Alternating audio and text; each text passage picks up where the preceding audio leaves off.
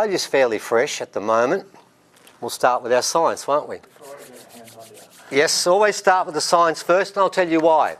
Because everyone in this room, I can tell by the glazed look in your face, at some stage you're in a high school or in a primary school. And whether you think you got away from that, you didn't.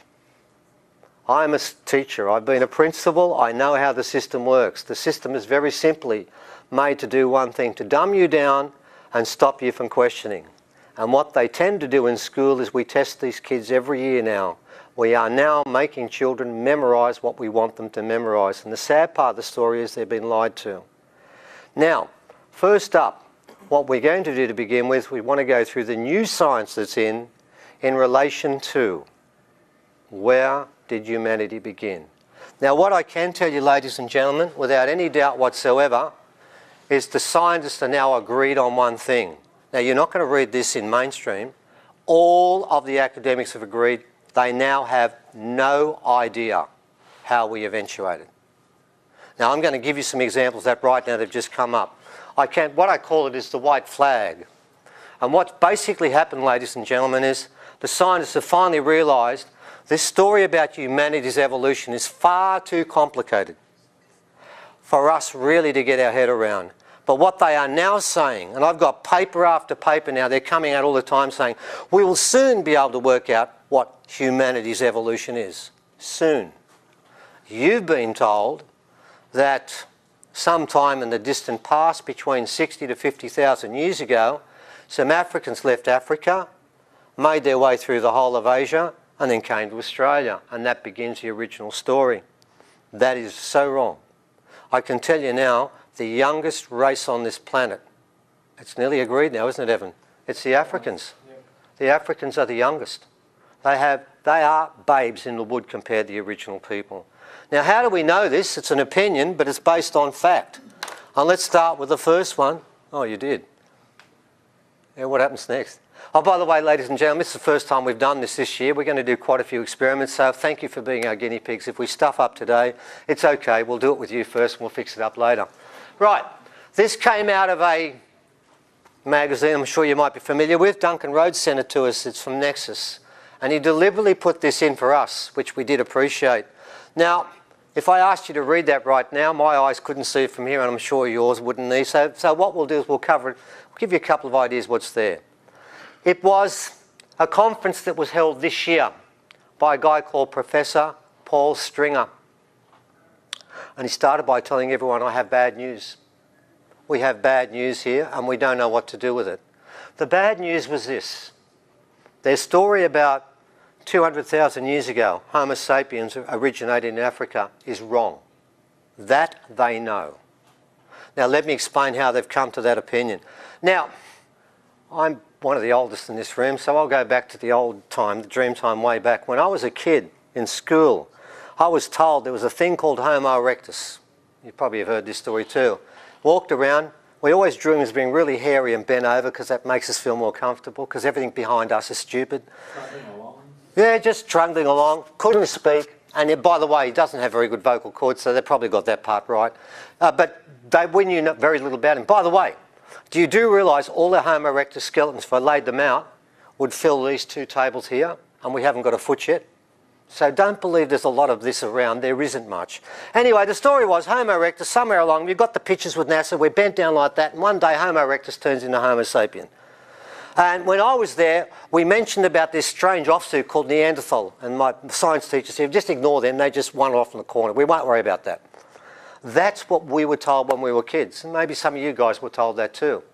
But it changed. It changed. Do you realise at the moment now that the count is now 15? 100,000 years ago, there were 15 different hominids walking around this countryside, around the world. Homo sapien were one of them. One of 15 or 16, and probably in China, they'll find another one tomorrow, won't they? It could be Homo erectus, Red Deer Caveman, Denisovan. They're all over the place and they keep growing. This whole story about humanity keeps growing and spreading in directions. Now, what they say now is this. Neanderthal, Denisovan, and all the others are the deviant hominids, you know, the lesser ones. And we, sapien, wise men, are the better ones. But we both came from a mummy, the same one. But here's the problem, ladies and gentlemen. Stringer said it's all wrong because they found what we call a Neanderthal, maybe even a primitive form of Neanderthal that was 400,000 years old. Now, every scientist said, well, that's a problem because if that Neanderthal is 400,000 years old, the split hasn't taken place yet. It must be further back. And what this guy said, Stringer said was, and he's the head of the London Museum, that the whole thing is wrong. He said Homo sapiens were wandering around the countryside between 100 to 400,000 years earlier than we thought. Now that is the science. And the best part is, he didn't even know it's come up since in the last 4 weeks. They've now found in Spain a cross between Denisovan and Neanderthal that's 450,000 years old, which means they've been breeding together for a while. And they've now put the date back, not our date, they've put it back to 750,000 years, when they think the split between all the other hominids and Homo sapien took place. Now what Stringer said is, he said, we're going to have to start a new debate because everything we said before is wrong. So when I say the white flag has been raised, it has been raised. Mainstream are now saying, and that was the 5th conference of archaeology in Europe. It's the biggest one they hold each year. And he was the main speaker. And he started by announcing, I have bad news. Why is that bad news? Because it doesn't fit into their story, so therefore it must be bad. Well, it gets worse, ladies and gentlemen. So what we now have, before we start this equation, I want to put that up first. When we talk about humanity, let's now start with a clean sheet. Because the story is, according to the academics, 750,000 years ago, we don't know who, we don't know where, until we find another hominid that'll be older, and we'll push it back further. That's the science. So that's number 1 on my list here, because we've got 12. After our 12 bits of science, then we get into some more interesting stuff. So off goes the white flag, they've waved it. Right, what have we done in Australia? No way, we're not waving any white flag here, are we, Evan? Not while the academics have got a show here. They're not going to wave any flag. They don't want to listen to this sort of stuff. This is rubbish for them. They know it's happened. And I'm going to talk about a place called Point Ritchie. And it was found by, who was it, Evan? Not paying attention, was he? Jim Bowler. No, too late. No, sorry, you had your chance. It was gone. We can't have these people waiting around all day. They've got to do 4 hours of this. No, you had to get that straight away. Now, Jim Bowler is the great defender of the out-of-Africa theory. If you find a site that's over 50,000 years, you say, no, it's not, it's 40, because it doesn't fit into out-of-Africa. Well, lo and behold, it was Bowler who found this site here. And they did really good science. Did it 3 times. And he got a date at Point Ritchie. Point Ritchie is in the bottom of Victoria, on the sea there, from Midden, 90,000 years old. This is not a radical idea for me. This is what they got. He announced that 3 years ago. Did anyone hear the announcement? It was a clever announcement, wasn't it? Yeah. Yes, it was very cleverly done. He went out the back of the corner, had one camera there and announced it and ran away, and that was it. It disappeared. What was fascinating was this. He said, yeah, look, my date of 90,000 is right. Now, I want you to think about this. Africans were supposed to get up the top 60,000 years ago, 30,000 years before they got there. And when they got there, being people from the sea, they spread around the coast. That's the story. And it took them 20,000 years to get down to the bottom of Victoria. So I have to add 20,000 on top of 90,000. That gives me 110,000. That's double the date they're supposed to be here. Bowler said, yes, but I need more evidence. I love it when they get one like that. Say, yeah, look, that's interesting, but I need more evidence. And if I had more evidence, I believe in it. Well, you know what Bowler's got? Probably the same problem I've got, isn't it, Evan? Yeah. He probably hasn't any short-term memory cells left, just like me. You've got 1 or 2. I've got 4 left, thank you, and I look after them very carefully. But don't feel sorry for me. It was through self-abuse, so don't worry about that too much. But Bowler forgot in 1983, he, along with Gurdip Singh and Peter Owendyke, went up to the Great Barrier Reef and put down a core sample and came back with a date of 186,000 years when people were there doing fire stick farming. And he put his name to that paper. And lo and behold, he forgot about it. Because if he said he wanted more corroborating evidence, he's already done it himself. But the reality was, what he actually said was, I'm not going back to that site. I don't want to talk about it again because it doesn't fit. And ladies and gentlemen, this is what Australian archaeology is called. It doesn't fit. So there we've got Point Ritchie, a big problem because it doesn't fit. So now we know in Australia, the 60,000 years is wrong. Now we know from the white flag, Africa is wrong. So who are we going to look for now? So now we know what we're going to do now, ladies and gentlemen. We're going to look around the world and see what we can find. We're going to find out who was this race that started all this, because somebody did. And I can tell you now, and you'll find out soon enough, there's so much evidence coming in now where the Africans are not part of this game. They really aren't part of it. Next one, please, Evan.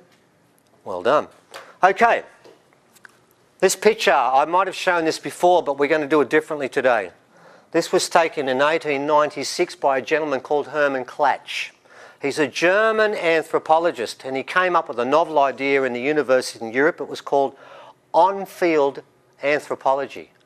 So what he decided to do, he invented the idea of going on, because before that, the archaeologists and anthropologists would wait for stuff to be sent to them and then they'd make a comment. They never went out and checked out the people. Klatsch came to Australia from 1904 to 1907 and lived here for 4 years up the top. He is as racist as the day is long, but he's got some amazing stuff we'll put in as we go through there. So we're going to include him. That was his picture. Now what he said was, he said, they look very Aboriginal. I don't have to convince you of that. I'm not going to sit here for half an hour to tell you that. That's pretty straightforward. But what we've now found since then, over to you, Evan, is we've done some genetic study on the Ainu. And Evan's going to read now from some work from Robert Lindsay, who's going to tell you what they found about the Ainu. This excellent piece on the genetics of the Ainu shows that they are in fact very different from Japanese, Koreans, Okinawans, Chinese, in fact all other East Asians. The best explanation for the Australianoid Ainu are the remains of ancient Northeast Asians before they transitioned to Mongoloids about 9,000 years ago. They are now seen as Australianoids and not as Caucasians. Okay, so they're now found genetically that the original people, the Ainu, are part Mongoloid and part Australian. Okay, so my question is, how did they get there? Because the original people aren't supposed to sell to other countries, but how did their genes end up there? They are up there. Now what's really interesting, ladies and gentlemen, you know the Asian race, they are later. There was a race before them. The original people were through the whole of Asia. The whole of Asia. Klatsch made a comment, not about the Ainu, because he knew they were Australian. He made a comment about other groups, including the Mongoloid, who he claims are also original. So if we cross between the Ainu and the Mongoloid, they're both original. It comes out the same. If you would please, Evan. In his estimation, we have not yet sufficient evidence to determine the condition of the Malays and Mongoloids. Nevertheless, despite the void that he felt, it is probable at least that they represent a side branch of the Austral-Caucasians. He felt the prominence of the cheekbones, which begins in the primitive Australian type, along with the proportions of the limbs, were original traits that spread throughout Asia. Okay, now what we're saying, and this is actually, they've done a lot of genetic work on this, there are remnant original groups through the whole of Asia. The oldest Homo sapiens sapiens skull found in Asia at Perak Cave is original. That's in Malaysia. So what we have, and according to the geneticists, and this is what they're just finding out, around about 40,000 years ago, the Asian race starts to originate in China and starts to make its way down. And that's when you start to get this movement where the original race, which are the original people, start to break up in genetic cul-de-sacs. And that happens in America too, and we'll look at that soon as we go along.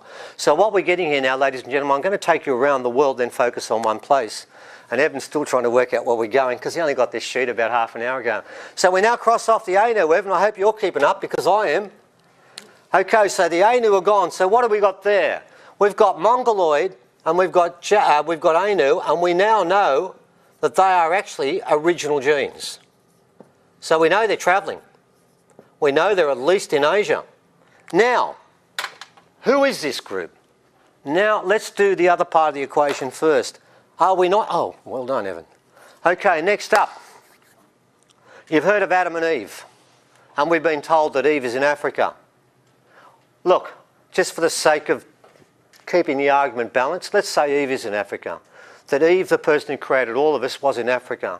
Well, guess what, ladies and gentlemen? If she was, it was a long-distance relationship because Adam was never in Africa. So if they did, if she was, he must have travelled to Africa, slept with her and went back because he's not African. We now know that as a fact. I want you to think about that. You can't make a new race with a woman on their own unless it's immaculate conception. I'm not going down that path today. Otherwise, you need a man, and the man is not African. And we now know that for a fact. Okay, Evan, who is this mob? I love you get to say this first. Go on, tell them who it is. Kleisel and Rahansky. Right, now what they've done is they've done the largest study of Y chromosomes, which is what we carry, men. It's what they measure from us. Now, Y chromosomes are crappy to measure because they're very erratic and they're very hard to do a lot with, but you can compare them with each other. That's all they're good for. You really can't date with them. Some people say you can. The women's genes are much more reliable. Our genes are a bit more willful. We can't control them as well. Okay, now Evan, could you tell me what the base of this study was, please?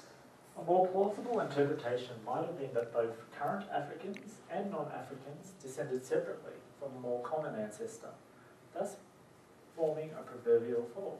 A region where this downstream common ancestor arose would not necessarily be in Africa. In fact, it was never proven he lived in Africa. It was never proven. The first paper which I have here says probably in Africa. These people never said definitely, they said probably. It was never proven that anyone was in Africa. It was an assumption. And when the genes to begin with, we didn't understand them well in the 1990s. We do now. We understand them much better. Now, ladies and gentlemen, here's the problem. What they then did was they took 400 men who donated their sperm to a greater cause, and it was analysed. And what they then did was those 400 men are what are called non-African. They took them from every race bar African. And then they compared their sperm to African sperm. And what they look for particularly is there are 13 specific haplotypes that only belong to Africans. And they figured, okay, we'll see the connection. So 13 times 400 is 5,200 possible hits. And do you know how many hits they got? None. Not one.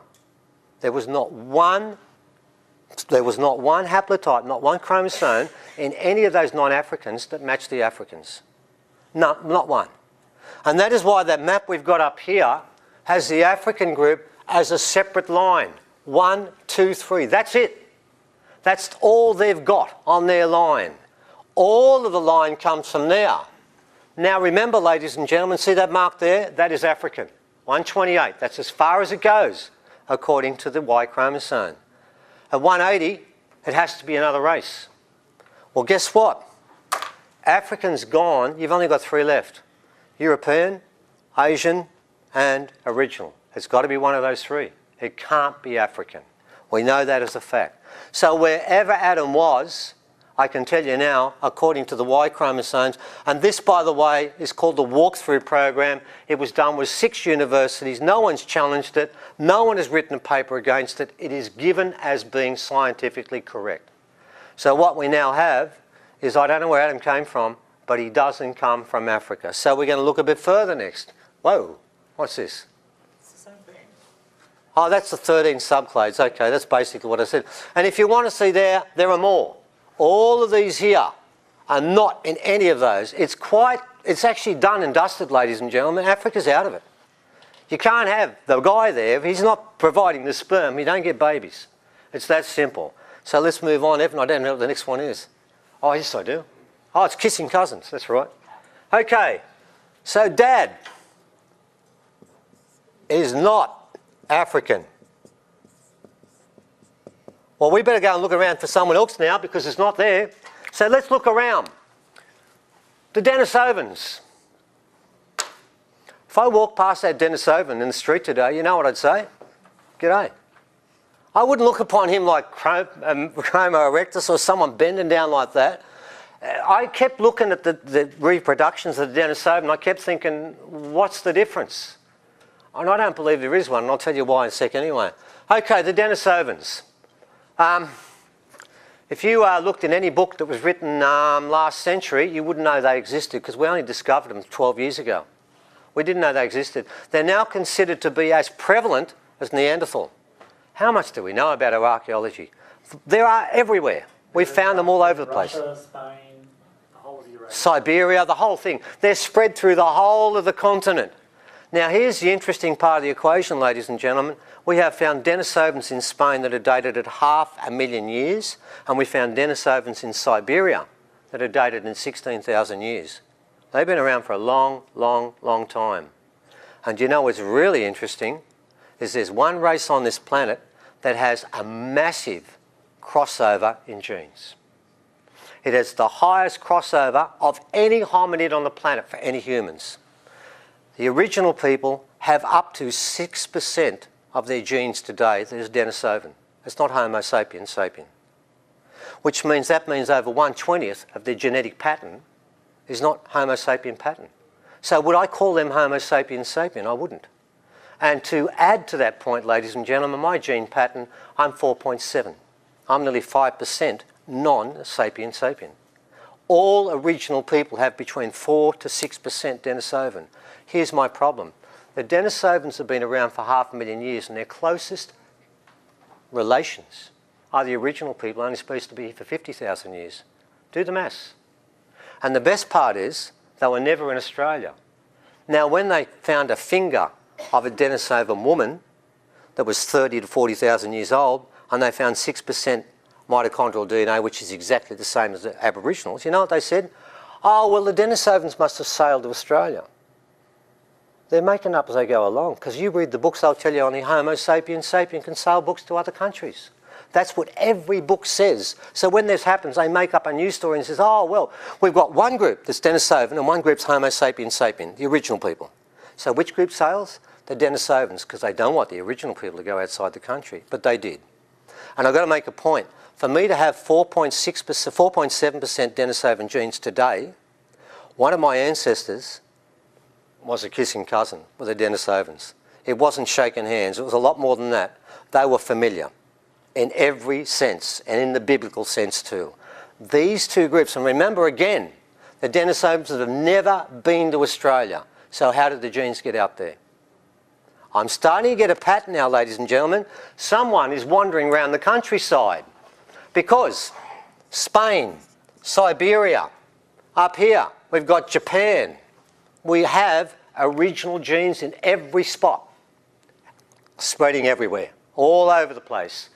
Okay, now, we've done that, we've done that. Now the next question is, have I got proof of a boat journey? Because that's what I need here, don't I? I need a boat if they're going to go all around the world. And yes, we do. But it's an unusual boat, isn't it, Evan? It's quite unusual. Are you going to show it to them, or are you going to keep it a secret? Oh, there it is. Okay, what's unusual about this boat is that Evan's going to tell you a story now. We're working with a... Well, you tell them the story, please, Evan. Mayan priestess, and she got in contact with us and said she's worked out that they actually came to Australia from Central America, and described, without even seeing this photo, a boat that looked like that. It was actually a sealed boat.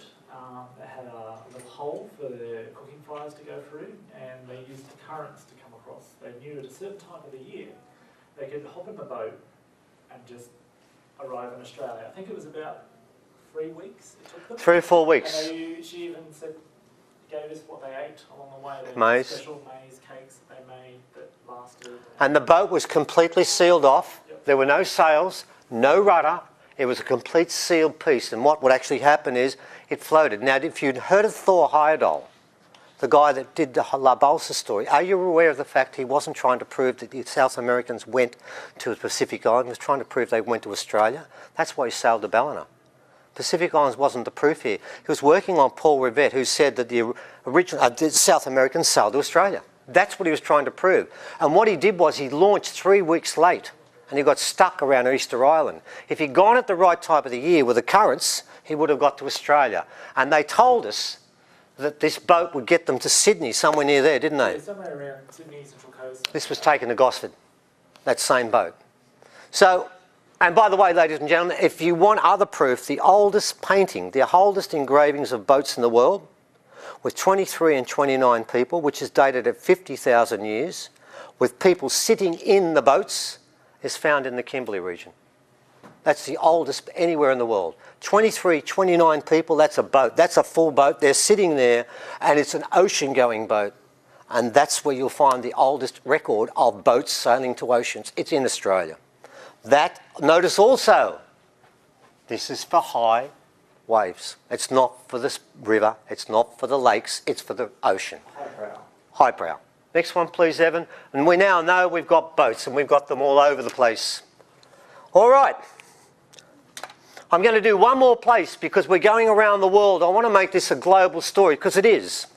Next part, we're going to go back to what is the reliable genetic part of this story. Ladies, we can date your mitochondrial DNA. Every time there's a variation, we can date it down to 3,500 years. It's really a fantastic genetic marker.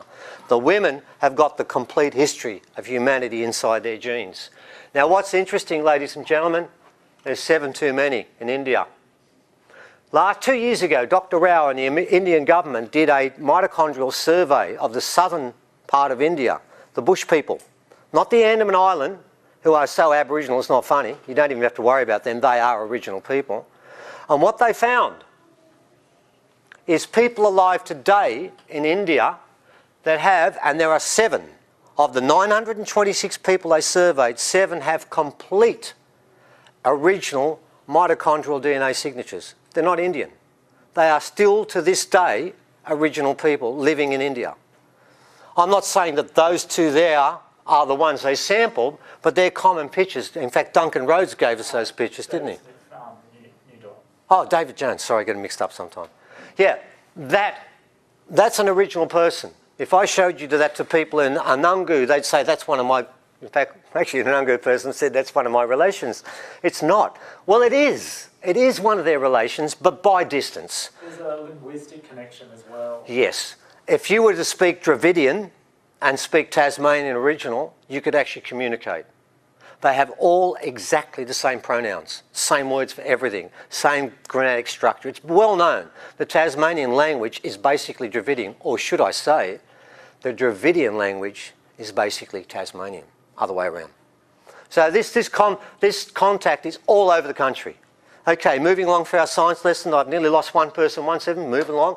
Okay, now you want proper fair income proof. Here it is. And again, ladies and gentlemen, this went around the world and it was in one mainstream TV show, was mentioned once, and I didn't even see it in the Sydney Morning Herald. There is a beautiful conspiracy of silence. If something turns up that doesn't fit, let's not talk about it and it will go away. Works for the ostrich. Okay, 22 tribes. What's this story about? What it is, this has been going on for 5 years. They had about 7 universities. Have you heard of Harvard? That's one of the main people there. David Reich was involved, that wasn't he? The head of Harvard. These are the top universities in the world that got together, and what they wanted to do was to solve the problem. Where did the American people come from? So what they did was this. They went into the Amazonian jungle in here, and they looked for 22 tribes, and they're called the Tupu and the Gi speaking. They are a combination of those 2 tribes, and what's beautiful about these tribes is they have nothing to do with anyone else. They marry within the 22 tribes and they do not marry outside. So the researchers thought, well, this is the place to go because you've got a clean pool that hasn't been tainted. And if we do mitochondrial survey on this, we'll find out where the American people come from. And I've got to tell you, the comment they wrote was, we tried so hard to make this result go away, but every time we did, it got stronger. They don't understand it, it's confusing. And what's confusing is the closest relationship to the Tupu and Gi speaking people is Australia and Papua New Guinea.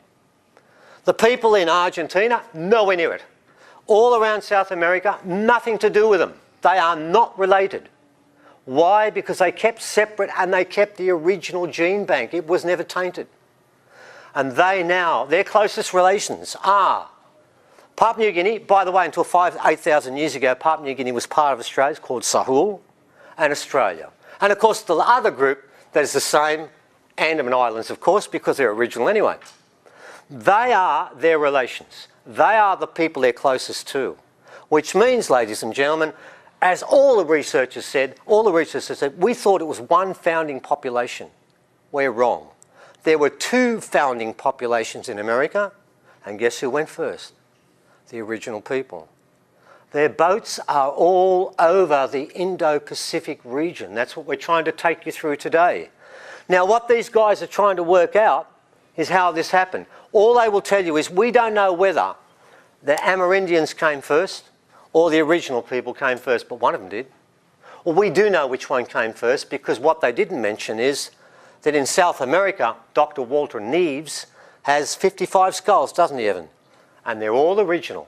And they're getting dates of 25, 28 and 32,000. Now remember, the Amerindians got there 12 to 15,000 years ago. Any date past that is original.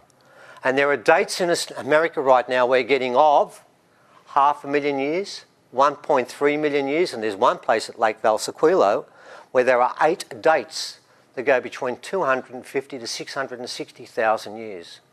The original people were there a long, long time ago. That's what we're finding there. And how do we know that's true? Because the DNA tells me that. You see, everything I'm telling you now is from the top scientists in the world, and it's floating all around the place, but people don't put it together. So what we now know is they've been to Japan, they've been through Asia, they've been up to Siberia, they've been to Spain, and now we've got them over here in India, and now we've definitely got them in the US. They're the rules. Now, ladies and gentlemen, now what we're going to do is let's do the country we think has the closest link to the original people. That's America. The Amerindian people, the Hopi, the Navajo. They're the people the closest. And let's look at the story there. Now, let's look at this group, the Paraque. Now, this is the beauty of this. Do you realise there were at least, when the Spanish got there, there were 4 different Aboriginal tribes still living in America. 4 when the Spanish got there. We've still got one now, haven't we? We've got the mob in the Amazon. They're still alive.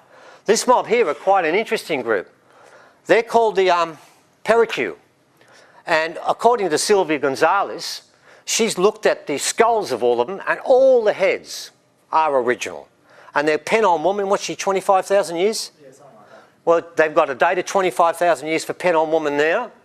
Now, what Evan's going to read to you now is taken from an earlier book of ours, Constructing a New World Map, and it's basically a coverage of the Spanish record of the Paraque. I want you to listen to the description and then compare it and see if you can find another race that rings to the same story. If you could, please, Evan. These people are now extinct, but their combined demise was quite recent, and they were still thriving when the Spanish invaded their lands. Their written accounts depicted a nomadic society of seafaring people coping extremely well and showed no signs of stress or oppression from the neighbouring tribes. The Paraque exhibit an aversion towards any activity that necessitated leaving the earth upturned and exposed, and left no trace of agricultural practices. In keeping with the traditions of the dreaming, the hierarchy and the positions of leadership were not discriminated through gender and control. Went mostly to the males, but occasionally positions of leadership were also held by women. Their religious practices appeared to resonate to the precepts ordained by the dreaming. The Paraque religion was basically a shamanistic system, with unique burial rituals requiring the application of liberal servings of red ochre and a method of disposal claimed to create corpses resembling mummies. The men, who normally went naked, hunted with the assistance of woomers to propel their wooden spears, which the Spanish referred to as atalas, spear throwers. Ladies and gentlemen, there are no Amerindian tribes that hunted with a woomera. Only original people hunt with a woomera. The Paraque hunted with a woomera, and they were naked. That's original. That's original, and they're dark. They're dark. So that group, there was 150 of them, 160, something like that, when the Spanish came. Now, you know what's happening to these groups? Yes, the next group came in, and by the way, some people, our sites, some of our articles have gone up on the Ku Klux Klan, haven't they, Evan? Yeah, that was a bit of a surprise. Yes, it was a bit of a surprise. You know why? They're using this to say, well, if you Indians wiped out the original people and killed them, what right have you got on the land? Now this is rubbish, because we just read there where the other tribes tolerated them. You're going to find this in each case. They tolerate them. But what you're going to find is the Paraque are right up in the corner here. Now what Sylvia Gonzalez says, when they were sailing, that's what she says, when they were sailing, they got caught in this cul-de-sac here, and that's why they settled there.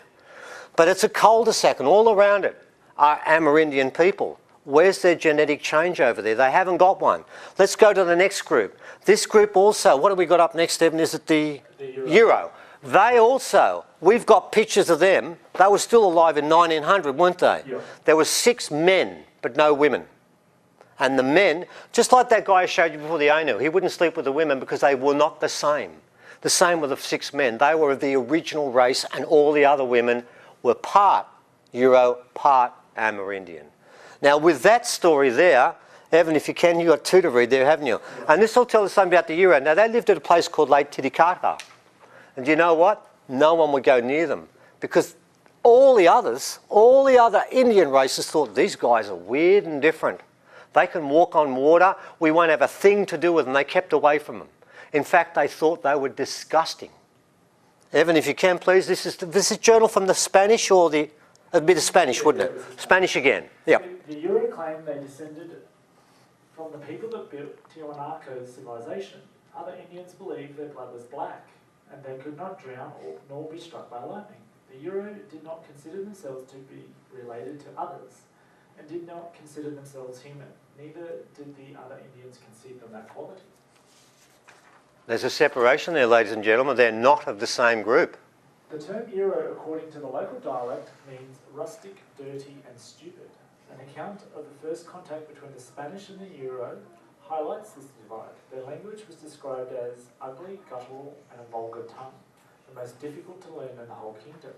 This race, which was Doa-Daleptic and much darker than their Bracco-Saleptic neighbours, were regarded with contempt. Now you know why I get him to read the words out. I couldn't read those 2 words if I tried. It's very obvious. I'm his father. We can do those ones. What that basically means is they're incredibly black. That's what it meant. They had a different physique than the rest of them. So the Euro are black, dirty, vulgar, and they claim they don't belong to the Indian people. The Paraque claim they have nothing to do with these people. Can you see that pattern's repeating itself? They are original people. But notice again, we've got Lake Titicaca, which is a long way from where the Paraque were. What we've got is remnant races in different parts of America that have been wiped out at different times. And I think we go on to, in fact, we're nearly finished the science lesson, ladies and gentlemen. We're about to get on some pictures in a second. Let's put the Euro done. They've done. We've got the Paraque about 200 years ago. We have the Euro 100 years ago. And of course we have Terra del Fuego down the bottom there. This was taken by Clatch again. Now, are you aware of the fact that in 1578, Francis Drake, you might have heard of him, he went down there. He went down there to look at the Patagonian giants. You see, these people here, they don't believe they belong to the rest of the Americans, just like the others. And they stand over 7 foot.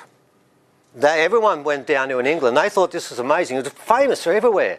Let's go and see the Patagonian giants, because they're not like the rest. And I think has our friend Mr. Clatch got something to say about them too? He's got something racist to say. Oh, of course he's got something racist to say about them. The question is still full of puzzles, especially as regards to the Yalgans of Terra del Fuego. Those very primitive physical and cultural features remind us of the lowest races of the old world.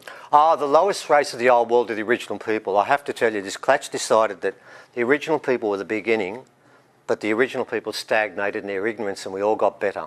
So they're the rubbish that we begin with. I've got to tell you, Clatch is great to work with because he's not a crusader for original rights, but he's a scientist, and if you work through the racism, you get some great information. It's just sometimes the racism is horrific. It's pretty bad.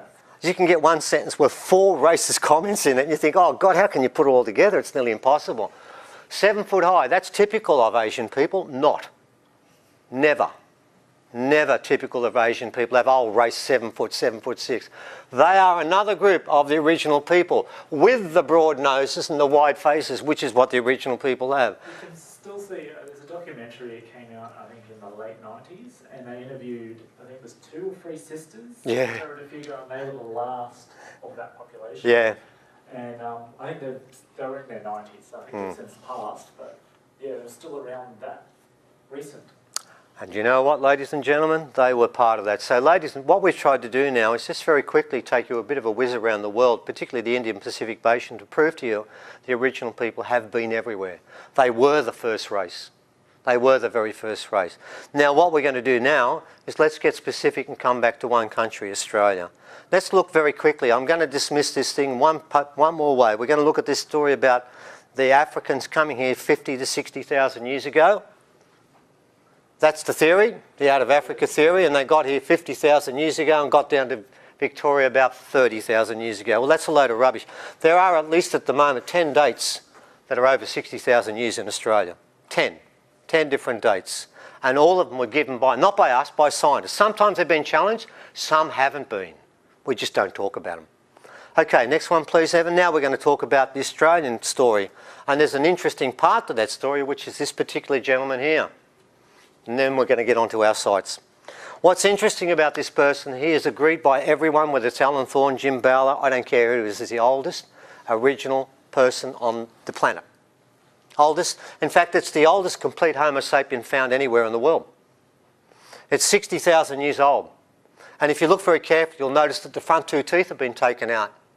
Initiation, religion, 60,000 years ago.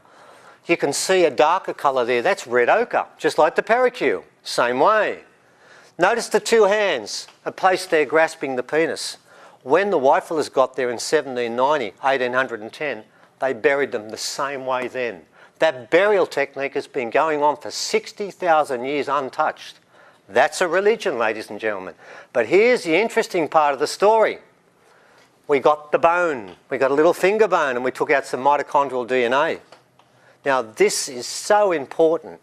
When it came out, it was on the front page of every newspaper for one day, then we didn't discuss it anymore. The reason is because the mitochondrial DNA we found there, you cannot relate to any other race on the planet. Those genes that this person have, we don't recognise. But I can tell you one thing, there is not one African marker amongst the gene pattern of this person. Now, he's either 50 to 70,000 years old, and if they did get off the boat, he was one of the first ones to get off. He is supposed to be reeking in African genes and Y chromosomes. He's got nothing. He's got nothing. What the experts said, because they had to have a reason for this, they said, oh, he is a mutation that came out of Africa and lay dormant for 20,000 years, popped up in one generation. Oh, geez, fair income. I thought they could have come up with something better than that, but that's the best one they come up with.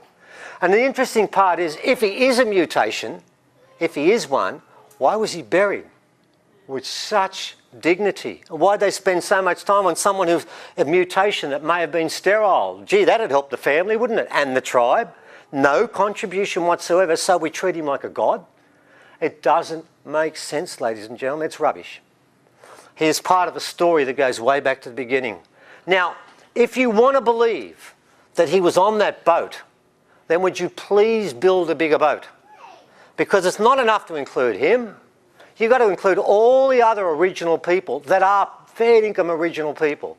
What about the little fellas? There's not one elder in this country that won't talk about them, will they? Love the little fellas. Oh, they love them. Because they're their teachers and their advisors. They're the wise ones. That is a picture of a race of not dwarfs or pygmies, but little people. He's the boss. That's Joseph Birdsville, 5'10" he is. He was the tallest of their tribe. That was taken in 1938. 2 months after that was taken, the elder told Joseph Birdsville, we've had enough of the white man's ways. We're going off into the bush and you'll never see us again. That's up in the back near Kurunda, near Cairns. You go up in the rainforest there and try and find them, but you won't find them because we read stories about them. They are the masters of camouflage. They say you could walk past them and they could take the guise of a tree and you wouldn't see them.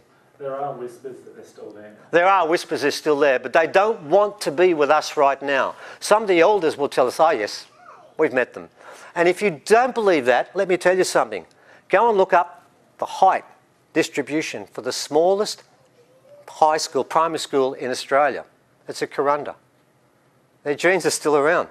They have the smallest primary school kids in Australia, in Kurunda, right next to where they were. They're still around.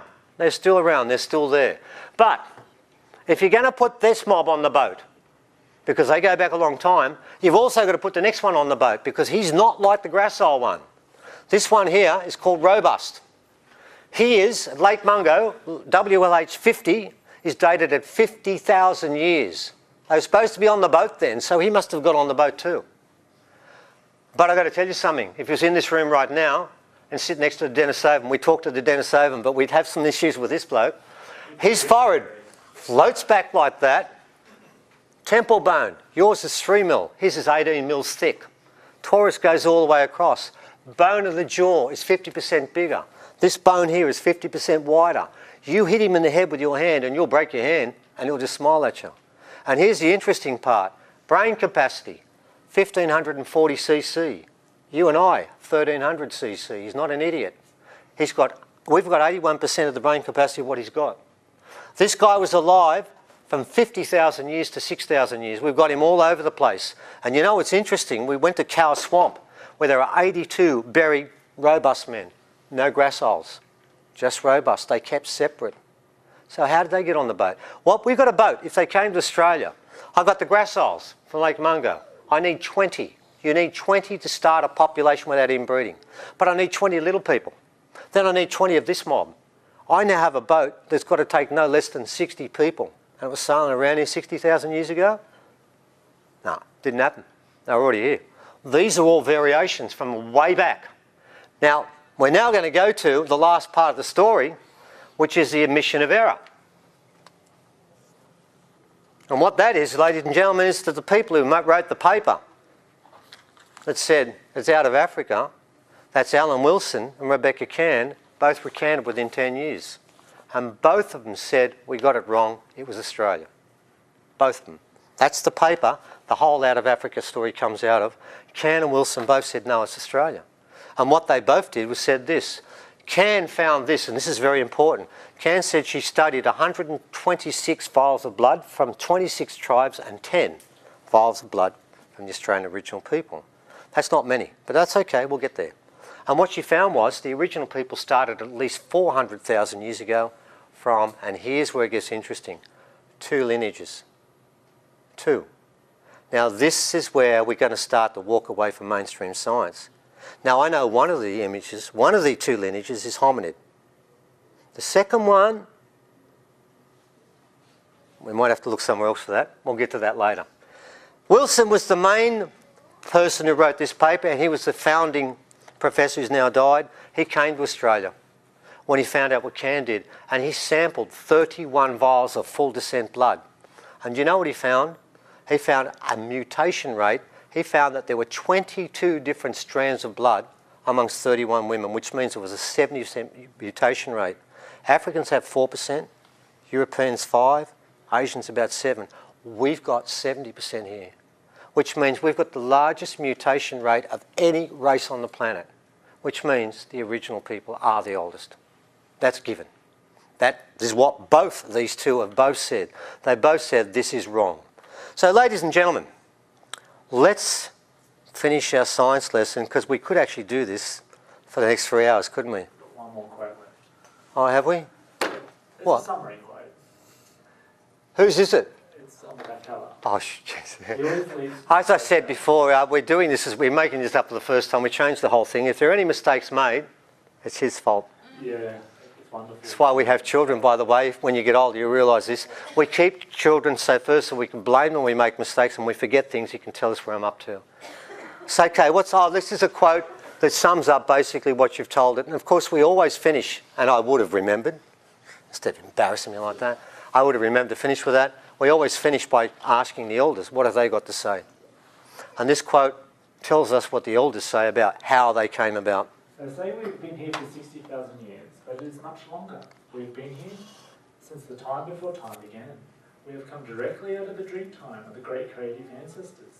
We have lived and kept the earth as it was on the first day. All other peoples of the world come from us. One thing I want to tell you with the great creative ancestors, can I remind you, the great creative ancestors are never called gods. They're called sky heroes in this country. Do not call them gods, because that's a word you brought in from somewhere else. They are called sky heroes. They come from the sky. We'll talk more about this as we go along, because that part of the equation I'm sure you're quite interested in. Oh my God, we finished, have we? Right. Science is out. We've done lesson 1, thank God for that. And everyone managed to stay awake for most of the time, which is brilliant. And don't worry, if you do fall asleep, I will certainly not point that out because I am always the one who falls asleep first. So I just walk around you gently and not wake you up. Now, ladies and gentlemen, now we're going to work with some of the stuff we've been doing. I'm going to present to you a site that, yes, we have got the top laboratory in probably New South Wales on side with.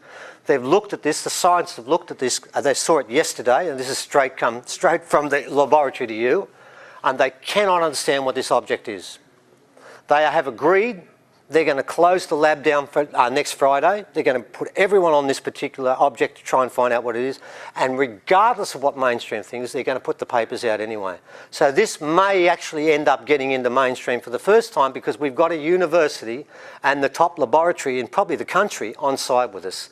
So let's have a look at this particular unusual relic. Here it is here. It was found 1 metre beneath the surface at a place up our way which contests with Tully for the highest rainfall in Australia. On any given year, they might get about 180 to 200 inches. This was found 1 metre beneath the surface, and by our figuring, it's been there for thousands of years, but it's not rusted. It's not corroded. There is no form of erosion or corrosion or anything on this particular thing. We don't know what it's called.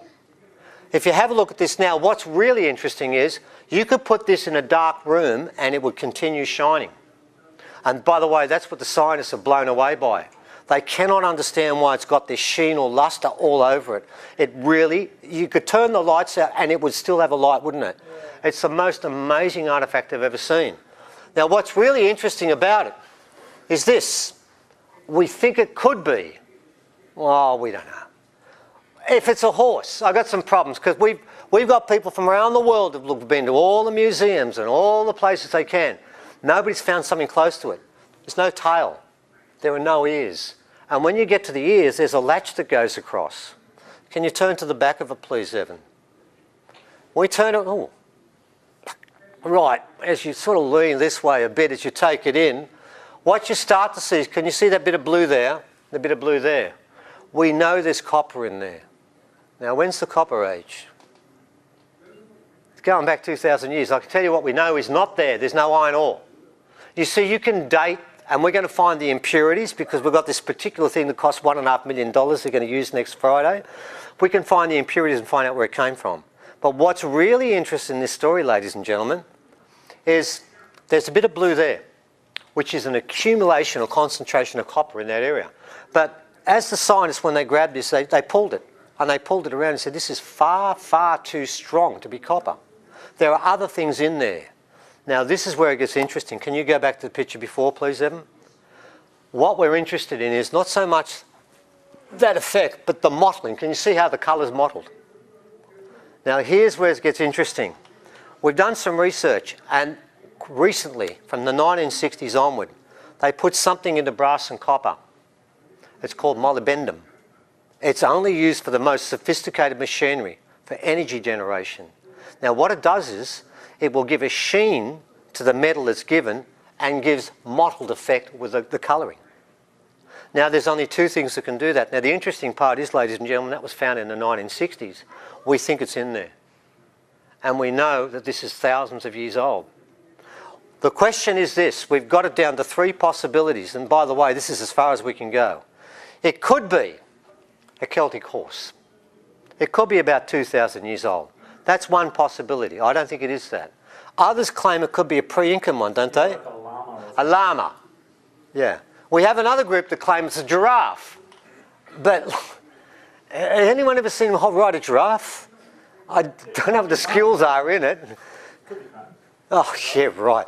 But everyone's guessing. Everyone's guessing. But I'm going to throw something in there, ladies and gentlemen. I don't think it's any of them. And I'm going to tell you what I think it is, and I'm not sure if it's right, but we'll find out as we go along. Firstly, when you put molybdenum in there, you make this a superconductor. Do you realise after silver, which is 100% conductor of electricity, next one up is copper. You put molybdenum in there, it works better than silver. Why would I be using a refined metal that makes it a superconductor if it's a statue? Is it a statue? Is it something else again? Remember up the top there's no ears, but there's actually a latch where you can put a latch that puts the two bits together. How big is it, Steve? Yeah. How big is it? Oh, it's about this big. About 10 centimetres, okay? I was hoping to bring it today to show you. Oh, geez, you couldn't pry that off him. In fact, the professor said we'll put it in the safe. Yes, mate. Yeah, I think the pronunciation is molybdenum. Sorry? Molybdenum. Think it could be that? It's got an unusual spelling, if you're interested. Yeah, I'll look for it. Molybd. That's what I was trying to say. Yeah, that was me trying to say it. That was my interpretation of it. That's the one we're looking at. Yeah, you're right. MO. MO. Yeah. I know it. Yeah, I know what it is. It's the same one, but I didn't pronounce it properly. That's the one we're looking at, because if it is, what it does is it means this. It can't be an earlier culture because they never used the metal. And then we have to look elsewhere. My take is this. I don't believe it's from an earlier civilization. I do not believe it for a second. And I'm going to tell you why. I'm going to tell you a story that's slightly out of sync. Quite recently, we were working with Ancient Aliens on 3 sites, and we're going to do one in a sec. It was at the Karyong site there, and we went out to a place called Bulgandri. And there are carvings there of Bulgandri and his rocket ship when he came through the Milky Way. And that's what Gavi was saying at the time. Then he said something that shocked me. He said, see those 4 kangaroos around the rocket ship? And I thought, yeah, okay, we can see them. And they were filming this at the time. He said, the Pleiadians brought them. They brought them here. These animals don't belong here. They were brought here. Hey, they can bring their genes here. Why can't they bring their pets with them? There's no reason why they can't. Some people say the Syrians brought lions. Well, that's what Gavi said. And then that makes me think, if they brought them there, is this an animal from here or an animal from somewhere else? We don't know yet. I'm inclined to think at the moment, if it's a superconductor, this is not a statue, but it's some form of, it's some battery or something like that, and this has not come from the Earth. But we'll wait and see. And that's why the people in Southern Cross Uni have got so excited, because they've looked at this and they've held it and they said, this doesn't make any sense. We don't understand what's in this metal. I would have loved to have had the report today, but I'll have it next week. And what I will do is I'll send it to you, Mariana. I'll send it out. You can send it out. So you will get the scientific report. They've agreed that everything we put will put up publicly, and I'll send it to you first when we get it. So I do apologise for not bringing it now, but you can read about it. And we'll have it done next Friday when we go through this. Oh, ladies and gentlemen, by the way, see that piece of... We didn't get a full picture of it. It's about this big. And it goes all the way along there. It's got a blade like that. It was found alongside there. Now, the reason I've put that picture in is very simply because of this. Hunter-gatherers do not carry blades this big that weigh 5 kilos. You don't do that. If you are farming and you were digging things up, yes. But that's the largest axe head in Australia. It's way too big. It is actually this big. And it was found right next to that other thing. And I'm thinking, oh, there's something going on here that doesn't make sense. So, ladies and gentlemen, keep your eyes on that. Artefact with an I. That's American spelling, Evan. Sorry, I couldn't help that. Spell check. Spell check, yes.